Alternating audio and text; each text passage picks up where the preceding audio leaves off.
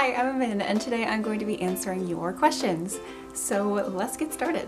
Avi asks, how does cosplay affect your self/body confidence? Does it raise or lower your confidence, or does it vary per cosplay? First off, I would like to start by saying that I already do have very high self-confidence and body confidence, especially more recently. I've really found it very easy to love myself, which is wonderful, and that has definitely translated into cosplay. When I'm in cosplay, I actually find it easier to talk to people and approach people and talk to strangers, which is harder for me in real life. It does vary a little bit from cosplay to cosplay. For example, with my Arabian horror that I did, I showed a lot of skin, and I would not normally feel comfortable doing that, certainly not in real life, and it's not even something that I would feel comfortable with doing a female cosplay, showing that much skin. Because it was a male character, somehow I felt less at risk for objectification, I guess, if that makes any sense. Like, I know no one should ever be made to feel uncomfortable about their body, especially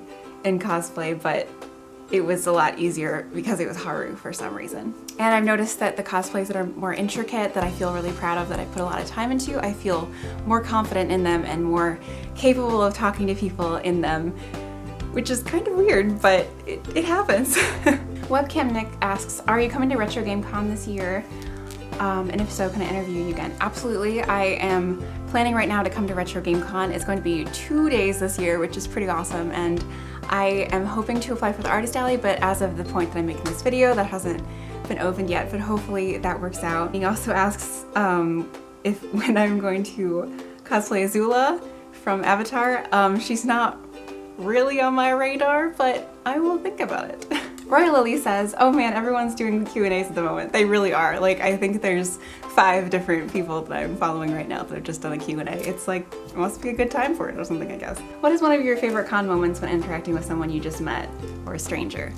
This might sound really corny and maybe kind of conceited, but it's actually been really amazing to meet you guys, the people that follow me here or on my other social media. Like, the idea that I can inspire people is amazing, and that's like one of the reasons that I do this. Like, I want to help you guys out. There's so much negativity going on in this community, especially recently, where people are saying that you can't cosplay for this reason or other, or lots of negativity around conventions and experiences. So I'm really trying to make a positive little corner of the internet, and when people say that that comes through, that really means so much to me. So yeah, like meeting, I don't want to say fans, but just like people that I've formed a connection with through the internet. I think that that's really, really amazing. Louise asks, what is the single most rewarding experience that you've had through or because of cosplay? This kind of goes hand in hand with the last one. I can't like peg down one moment, but I think anytime that someone has said that I have inspired them, or anytime that my friend or someone else has that I've been able to like help them learn something, those have been really exciting moments. Like, helping someone get to a breakthrough with their cosplay, I think is really exciting, and I feel really, really good when that happens. Panda asks, are you going to colossalcon? If so, what is the best way to approach you and say hi? I will not be at colossalcon this year, unfortunately. I will not be able to attend this convention for the foreseeable future because of some circumstances that are going on, but a lot of my friends will be there, so please give them some love, give them a hug for me, and I hope you have an awesome time at colossalcon. That is a great convention. William says, do you feel as if cosplay has changed you as a person? i.e. made you more open, accepting, friendly, etc. Also great videos, keep up the good work. Thank you. This kind of goes hand in hand with the self-confidence thing, but it definitely has changed me. Cosplaying and going to conventions has exposed me to a wide variety of people that I would not normally meet from all over the place, all different backgrounds, and we're all coming together with this shared hobby in mind. I'm definitely still more shy in real life than I am at cons, but conventions give me a lot of practice in approaching complete strangers and talking to them, so it has definitely helped out with that aspect. Fenandualum? I'm so sorry. Have you ever had a boring con experience? I definitely have. There was a little convention that I went to in either my first or second year of cosplay around that time, and it was this little hotel. It was kind of just a hallway and a couple of rooms, so there wasn't like much space to explore. There wasn't really anywhere to hang out, and there weren't very many people there, and I was so bored. Like, you get that like con depression, that con withdrawal, and you want to go to cons. This like was the opposite. Like, it bummed me out a little bit. But this convention was really valuable because this was the first convention where I really realized that the fun I have is up to me, and it has nothing to do with the convention. Like, you could have a crappy time at the biggest convention in the world. It's all kind of your perspective. So I have found that just the people that I go with and the things that we like motivate ourselves, you can make any convention a fun experience if you really want it to be. And of course, there's like aspects that you can't really control, like if your car explodes or your cosplay falls apart. Like, those are things you can't control necessarily. But for the most part, the convention experience is whatever you make of it. And if you figure out what those things are that make it fun for you, it makes the convention great. So I haven't really had a boring convention since then, just because I find ways to make it fun for myself. What is your next convention? My next convention is Glass City Con in Toledo, Ohio. I was there 2 years ago and it was really fun, and I'm going this year. I am hoping to make a sort of second half of the year convention video at some point once a couple more things get hammered down. So I'll talk about it a little bit more then. Any tips for cosplay photographers as to what they could do or improve to make a cosplayer feel more comfortable and confident during a shoot? I really enjoy your videos. Thank you for so many entertaining vlogs. Thank you. This is a really, really great question. So I'm just gonna talk about the things that make me more comfortable. This, of course, isn't going to apply to everybody, but this is what helps me feel more comfortable with a photographer. It is really helpful if you know a little bit about the series that the cosplayer is coming from. So if they are a little bit nervous, you can kind of be on the same page with them, have an idea of what sort of poses and what sort of locations kind of work for their character. Just like the most basic of knowledge is probably helpful for this. And of course, being friendly, like that kind of goes without saying. If you smile, people will normally smile back. I also love it when photographers show the back of the camera a couple times during the shoot. If there's like a shot that you're really excited about, you can kind of get them jazzed with you.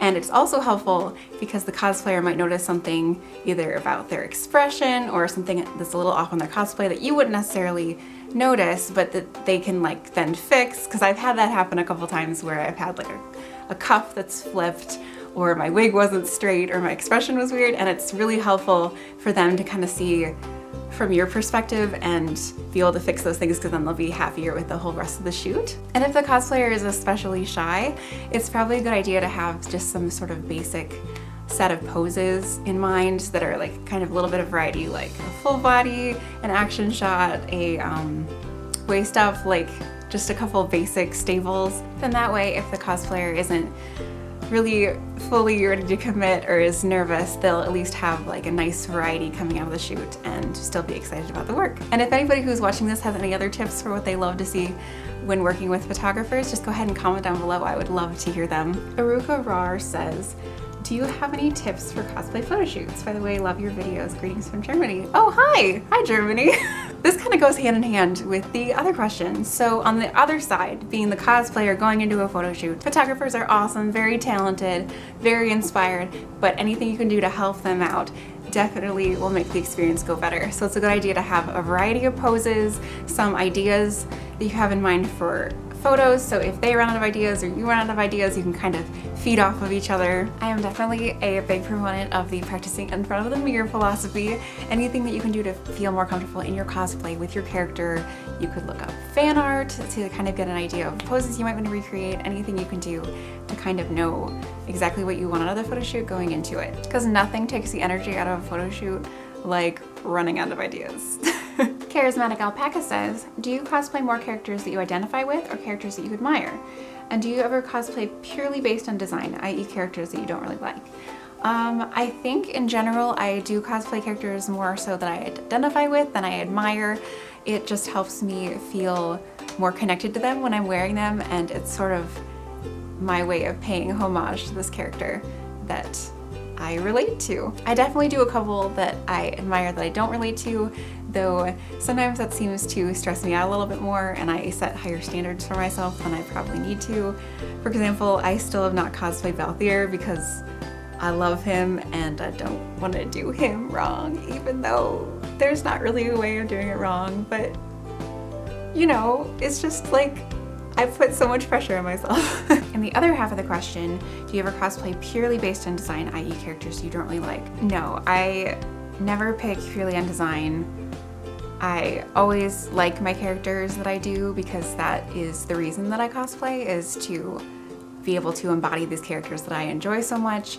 Of course, that doesn't have to be everybody's reason, but that's my personal reason for cosplaying and picking characters. But design definitely is a factor of it, and I will not cosplay something that I don't like the design for. For example, I love Umi, I adore Umi. She has a lot of really silly hats, and I do not want to do the outfits that have the silly hats. So they definitely go hand in hand. I have to like the character and I have to like the design and have it be something that I want to be engaged with and invest money in and make the whole way through. So yeah, both of them together.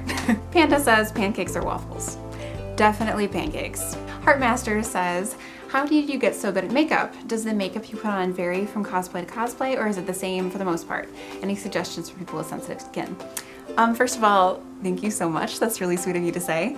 I often feel like makeup is the weak part of my cosplay game, and I am definitely still learning. Cosplay makeup has definitely been a journey for me, and I'm slowly building up new things. Like the beginning, I just figured out foundation, and I found a foundation that I liked, and then I figured out eyeliner. The most recent thing I've been exploring is figuring out more how eyeshadow works. So it's definitely a process. Yeah. A very good reference that's going on right now for cosplay is Night Eyes Cosplay, and on her YouTube she has just recently started a whole series on cosplay makeup, really breaking it down to all the steps, brands to brushes to different techniques for different kinds of characters. It's really awesome. My personal cosplay makeup process is not nearly as involved, but it's really, really awesome to see what she's doing. She's very good at makeup. As for the makeup you put on vary from cosplay to cosplay, it definitely does to an extent. Like I have a sort of base that I use for the male cosplays and a base that I use for the female cosplays, and then from there I alter the way I do the eyeliner, I alter colors, the way I do my eyebrows, like little variations on it. And even in a specific character, I don't do it the same every time, which part of that is that I can't do it the same every time, but another part of it is just the just exploring different techniques and kind of seeing what works and what might not work. So there are definitely conventions where a cosplay looks way better, in my opinion, than it does at a different convention. So yeah, I'm still learning, guys. I'm still learning. Any suggestions for people with sensitive skin? I do not have sensitive skin, so unfortunately I can't talk to this too much, but probably just start with a clean base, moisturize, protect your skin from makeup. Makeup is really harsh, especially when we pile it on for cosplay. So yeah, I can't be much of a reference for that, I'm sorry. Golden the Pirate Box says, is it hard to complete certain cosplay costumes? Because when I build a costume, after a bit I get kind of tuckered out. It definitely is, and it's something that I have gotten better with as I have cosplayed. I found that I was having a lot of trouble getting motivated and getting really burned out when I gave myself kind of unrealistic deadlines, and it would end up with me rushing things that I would have to fix later, or putting out a product that was never really going to get completed, and that's not so great. So I learned that I work better without deadlines, and I just pick the cosplays that I feel excited about and I just stick with them and don't tell myself when they need to get done, and just kind of plug away at them over time. Like Hawk, for example, she was in the works for over a year before I finally debuted her. So that's the thing that really works for me with my type of motivation, is to just not put any pressure on myself and just kind of work at it, but do force myself to finish it. I also do get more motivated when I cosplay with friends, which I guess is sort of ending up giving yourself a deadline, but knowing that there's people that you could be letting down really helps me get started on cosplays earlier and put a lot more work and time into them and eventually get them done. Like with Umi, for example, she is a huge project that if I did the no deadline thing and didn't have to get her done for Katsu, I would maybe still be working on her at this point. But because I had to get her done for a group, it helped me rush through it a little bit. So yeah, that was kind of hypocritical a little bit. Give yourself deadlines, but don't give yourself deadlines. You just kind of have to figure out what works for you. I'm so sorry, that's not helpful at all. What's wrong with me? Also, if you could meet anyone in the world, who would it be? A lot of people that I admire as far as like celebrities, spokespeople, and the cosplay community, like cosplay idols. I admire these people, but I don't necessarily want to meet them because I have this fear that they will not live up to my image of them. I don't really want to meet famous people, but I would love to meet any of my internet friends that live super far away. That would be awesome. Cosplay Cutie, oh my gosh, I love your name, says, what is your favorite con and why? For a long time, my favorite con was colossalcon because people brought their A game, the location was awesome, but colossalcon is not really on my docket anymore, so calling it my favorite kind of makes me sad. But I'm not sure what would be my favorite beyond that. I have a lot of cons that I really like. Maybe I could say Matsuri-con because it's like my ideal con size, like that nice medium, nobody's really crowded sort of size, and I've never had a bad experience at Matsuri-con, so Matsuri-con can be my favorite. Also, what is your dream group cosplay? Anything I cosplay ever would be amazing to have a group for. I think it'd be really cool though to have a group for Alice in the Country of Hearts, because a lot of series and games and shows have sort of like character sets within them, like certain characters that just kind of interact in their set. Like even in Free Itobi Swim Club with a relatively small cast, Haru doesn't necessarily interact with Rei very much, like there's not much relationship there.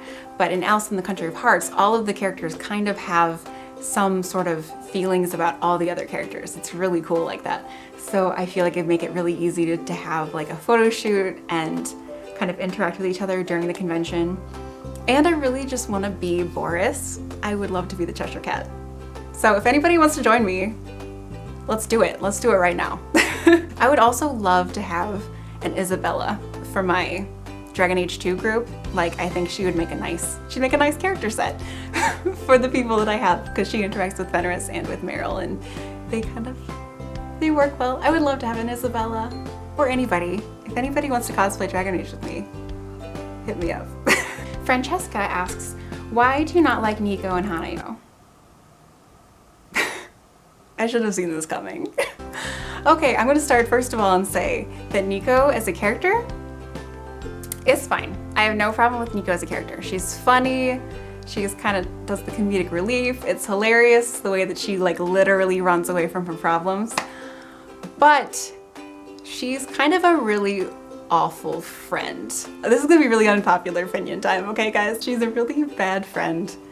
She doesn't really support the other girls, and it stands out so much more because all of the other girls are kind of really great friends. So she's pretty much the only one in Love Live that I wouldn't want to be friends with in real life. Yeah, so that's why I don't care for Nico very much. And it's also kind of a funny inside joke with my friends, because every time we get a blind box, somebody gets Nico. Like, we have like a 90% pull chance for Nico. I don't know what is going on with that, but we have a lot of Nikos. As for Hanayo, I don't really have any issues with Hanayo. Each of the Love Live girls kind of has their like story that's meant to relate to a different kind of person.